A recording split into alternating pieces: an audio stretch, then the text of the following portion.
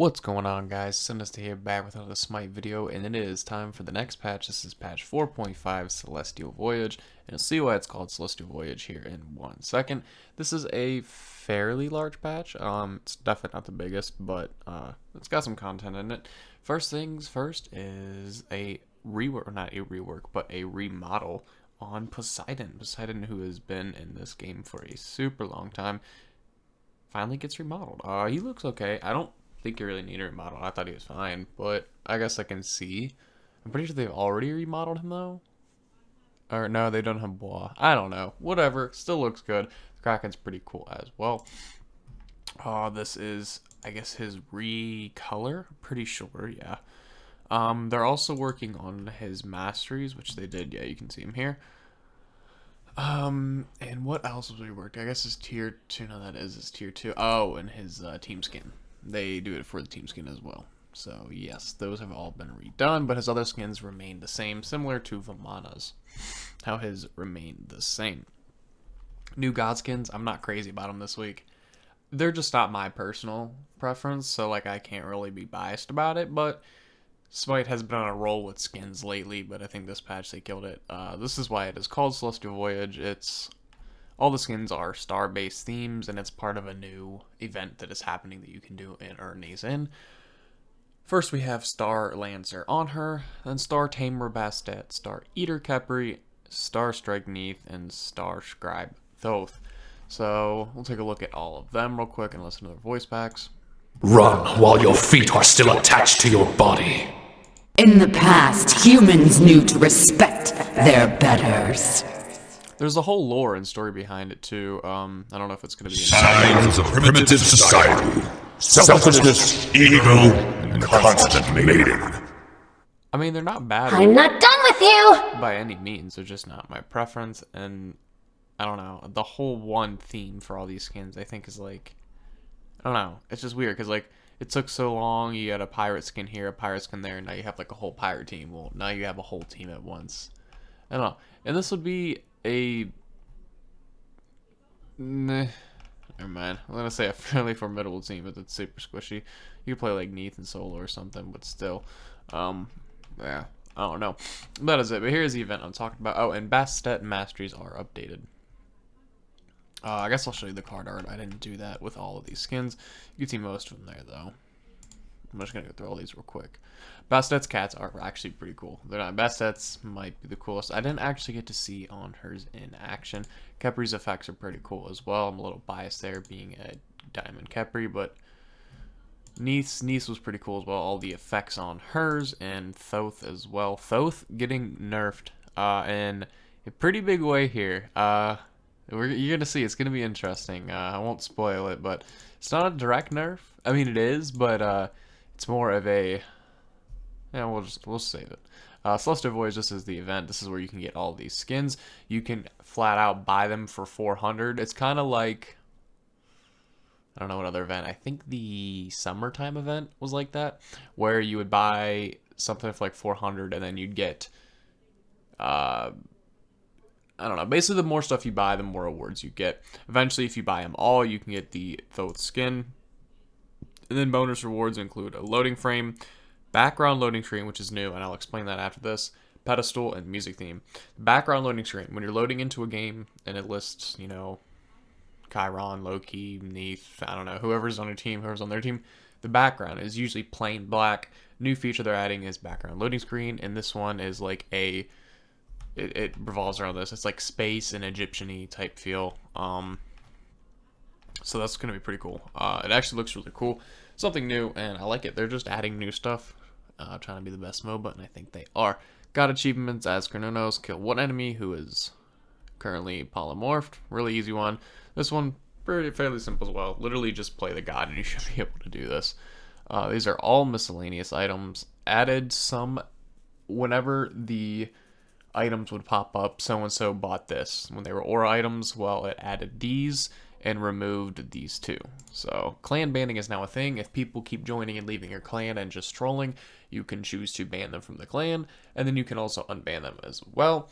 Must be kicked from the clan before they can be banned. However, fix an issue where golden experience earned while dead would not be counted. And then some extra stuff up here you can read if you would like to. I'm not going to go over, they're not super big. Flickering Ritual did nothing to it, but it just updated the description now. Last patch, when they buffed, or when they nerfed it, they also double nerfed it and just didn't realize that, but it ended up working out for the better because everyone's happy with Flickering Ritual. So they're just keeping the double nerf and just updating this now. So it only flickers 40 units along with the cooldown being longer. Hydra's Lament. This should be changed. That's not Hydra's Lament. This is actually just Hydra's Star. But it costs 200 more gold now. But Hydra's Lament is the same. Just the tier 2 version costs more. Mantle of Discord. I'm super happy about this change. I get this item on like every support if I can. The cooldown is decreased a little more. But this is overall a complete and total buff to this item. Because with being 15%, you're almost guaranteed to over or under cap, being at 35 or 45 more than likely. So now that it's down to 10, you can easily cap out at 40%, but that also made the cost less, so you can now get Mantle of Discord online faster. So really, it doesn't affect you, and it's just cheaper and easier to get, so I love this update. Mark of the Vanguard getting a little nerf, which I don't really care about, but I only really play Vanguard if I'm going like Fenrir, like a hybrid Fenrir, or Thor, or Kraken, or Hercules. But Hercules is also getting nerfed this patch, so I might have to take a break on playing Herc and see how he plays out. Masamune getting a new passive, well, updating the passive, increase the protections provided by each stack from 5 to 7. I still don't think anyone's going to use this item. The only time I ever used it was for a little bit on Mercury when I first started playing Mercury, and I would like to get Masamune and Stone Cutting Sword. Mainly just a lot of movement speed built onto him with a lot of power. Relic stacking changes. Our relics have been updated to not stack with their upgraded form. So basically before, if you had Heavenly's Wings in the upgraded version, or a popular thing was having Sundering Spear and Sunder, or whatever the upgraded and non-upgraded form, they would stack with each other. Only if they weren't both upgraded. If they're both upgraded and you hit 2 Sunders, the attack speed debuff or whatever it gives on it should only proc for one of them. But if you have an upgraded version and a non-upgraded version, it was stacking on both of them. So you'd have almost double. That's not a thing anymore, so now just go ahead and upgrade your relics whenever possible. Greater Sprint will now always provide the basic attack penalty removal, even if movement speed buff on the target is removed. And Rod of Asclepius and Rod of Healing, the same thing here where they cannot stack. So if you have a Hell Afro together on the same team, why would you do that? If one of them has Asclepius and one of them has Healing, they're not going to stack. Just the Asclepius is going to outrule it every time, pretty much. Enchanting Spear getting a 50 gold cost reduction, and Spear of Desolation getting 2,200 gold cost reduction. Spear of the Magnus getting, increased its max stack count from 325. Soul Trap gets a 200 gold decrease. Onto the God Changes, just fixes an issue with Aphrodite's Kiss, where the same target being kissed to Aphrodite's would cause them to gain permanent speed boost. Huh. Alright, well that has to be a super rare thing, because you'd have to play like that assault game mode where we can like all be Afro. Oh, that'd be nasty. Everybody be Afro. Ares increases his minion damage with Shackle. I'm actually very interested in this and see how it plays out, because now he's actually going to do a significantly more amount of damage to minions, especially early game. He's going to do double at early game. Now, granted, your Shackles do like nothing now, so they're just going to do a little more than nothing now, but it'll give him some form of kind of lane clear, because he just has none at this point. I mean, I guess you can use your Flame. That's going to be your better option, but I like to get the Shackles early just because they do so much damage early, especially if you get Mystical Mail. I don't know. I'm kind of curious to see how good that's actually going to be, because I mean, it only did 25 before. It only does 50 now, but that's still double, so I mean, it's got to be something. I don't know. We'll find out. Cornuno's getting nerfed, which, yeah, I figured it was coming. I personally think he's super amazing. It's super good. Other people said that he's underperforming. I'm like, I don't think he is, and them nerfing that kind of proves that. Just base power reduction and base power on the one, so you're going to get a little less lifesteal, a little less extra power, a little less slowing, stuff like that. and his Bramble Bast no longer slows. I think they nerfed him a little too hard here, because now if they get hit with your 2, it's going to stun them if it hits them. It's going to do damage, but it's not going to slow them. I feel like that kind of defeats the whole purpose, because that was such a great setup for your ultimate too. I don't know. I guess that guarantees that you're going to get hit by the ult though, and that's a little OP. But I don't know. I guess I can see that, because that ultimate is pretty crazy. I don't know. We'll see. See how he plays out. Hercules, okay, his nerf isn't that bad. Just increases the cooldown by 2 seconds on his heal, which I think is actually much needed, because he can heal way too often. That's coming from a Herc player. Increase base health from 72 to 78 per level on Jingwei. Increase for base movement speed from 365 to 370. So that's actually a pretty high movement speed for a god with already fairly high mobility. Well, her initial mobility, being able to get out of base super fast, is good.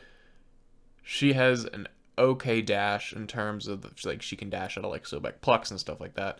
But I think someone said her dash is like statistically one of the worst abilities in the game, just because it just doesn't do anything and it's a weird dash. But yeah, getting some buffs there, and it increases the cooldown by 2 seconds on her explosive bolts. So that Fatalis really hurt her, because she went from one of the most banned or played gods in the championship last year to like nobody playing her because of that. So I guess they have to do something. So they give her more health, give her more movement speed, and give her more crit and explosive bolts. So we'll see how that plays as well. Nemesis getting a little change here that could be foreshadowing some changes in the future to gods like Xingqian as well. Her Swift Vengeance, which is her dash, she can now dash, cancel it, auto attack, user 2, user 3, and then within 2 seconds, that's the time limit before her dash gets set on recooldown. Within 2 seconds, you can dash again. So similar to Susano in a sense, where he can do the auto attack cancellation through his 1 and stuff like that. Actually, through all of his abilities. Susano's really good with that. They're doing the same thing with Nemesis. And they mentioned with Xingqian how he has a jump. They're going to set it up to where you can use abilities and then be able to jump again. So you can jump in, stun them, jump out, stuff like that. And they're going to try to do it with all gods in the future with the new mechanics to be able to do that. So any gods who have double dashes, double jumps, anything like that, they're going to be able to skillfully auto-attack cancel throughout that. Well, not necessarily auto-attack cancel, but use other abilities throughout it. So that'll be cool to see how that plays out. Morgan, just an issue where clients are not taking an end in match lobby if Morgan's ultimate ends after the game, and fix an issue where Morgan's basic attacks would still fire when she was transformed into a different god. Thoth, hallelujah. Now increase the mana cost on his... I just said mana cost, as in cost and Thoth. Okay. Mana cost on Final Judgment increased by 10, and canceling this ability now costs 30 mana. So, like, you know the Thoths that just stand there and charge their ult and cancel it? And same thing with Mercury, how you clap. And they need to do that with Mercury as well. They need to do that with all gods who have a channeling ultimate, because that is frustrating. The Mercuries who just clap constantly. The Thoths who charge up. It's mind games. It throws you off. And you never know when they're going to use their ult. Because usually when someone's setting up their ult, they're going to use it. But if you can just spam it and throw them off, you never know when they're really going to use it. You say, oh, Merc ult incoming. Oh, well, he's been doing that all game. And then you get hit with a Mercury ult. So that's actually going to cost them. If they want to cancel it and keep doing it, it's just going to cost them more mana every time. So I'm perfectly okay with that. If you're willing to waste mana, come late game when you're like level 20 full built with like 75 stacks on Book of Thoth, I don't think that's going to be an issue, but I mean, the earlier game laning phase is more the concern for me. Mana, just an update. His ability art, and kind of cool to see what those icons, what those icons are going to look like. And Zhonghui, literally doing nothing. Well, it is buffing him technically, but was supposed to happen last patch, and it didn't apparently. Expose Evil would not do 75% damage of the remaining scaling in addition to the base damage it was already dealing. It was still doing 25 or 45 or something like that. So it's now going to do 75, which it should have before, but it didn't, but it does now. And that is it. Zhonghui is the last one. I'm really excited. I see yet to play Zhonghui with this new patch, and I think I might go do that right now, actually. But that is going to wrap up the video, guys. If you enjoyed it, be sure to subscribe for more content like this. Social media links are in the description. Take a note, though, that the social media links might change soon. those are like my personal Twitter and Instagram, and I might be going back and using my like professional, I guess would be the right word, like my Twitter and stuff like that for YouTube only, and so I might change those links in the future. But for right now, they should be the old ones in the description. I do patch notes and other Smite videos all the time, so yeah, go ahead and subscribe. That is it. I'll also link the patch notes itself to this website in the description. You can look at that yourself, check out the card art and stuff like that. But until next time, guys, thank you for the support, and I'll see you again soon.